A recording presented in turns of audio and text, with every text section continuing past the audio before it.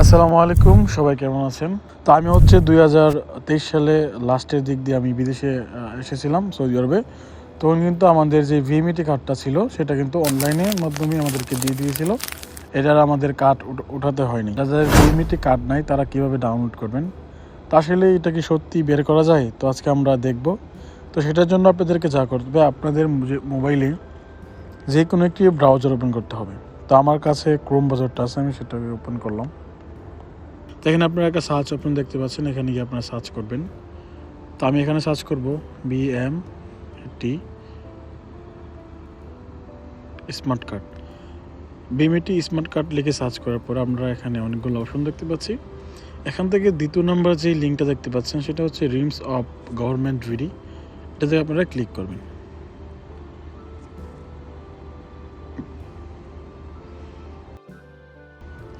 তো এটাতে ক্লিক করার পরে এখানে আপনারা দেখতে পাচ্ছেন এখানে একটু এলোমেলো আছে।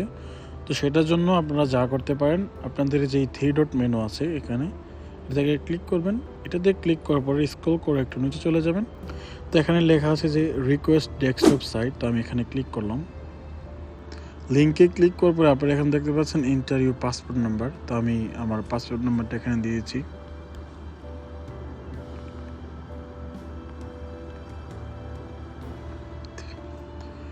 তো এটা লেখার পরে আপনাদের যদি এখানে একটা দেখতে পাচ্ছেন রাইট ক্যাপচা, তো এটা যদি আপনারা না বুঝতে পারেন সেটাকে আপনারা আপনাদের মোবাইলটাকে আপনারা ঘুরিয়ে নেবেন। ঘোরানোর পরে তখন আপনারা সংখ্যাটা বুঝতে পারবেন। তো আমারটা হচ্ছে এখানে 63412।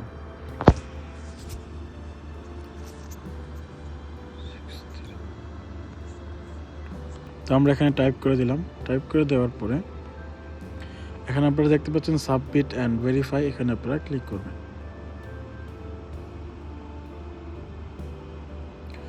এখানে ক্লিক করার পরে আপনারা এখানে দেখতে পাচ্ছেন আপনাদের যে ভিএমইটি কার্ডটা আছে সেটা কিন্তু এখানে শো হয়ে গেছে। এটা হচ্ছে সেম আমরা হচ্ছে আমাদের বর্তমানে এনআরআই কার্ডটা যে অনলাইন একটা কপি আছে না, অনলাইন কপিটা বের করার পরে আমরা এটা দিয়ে সব কাজই করতে পারি।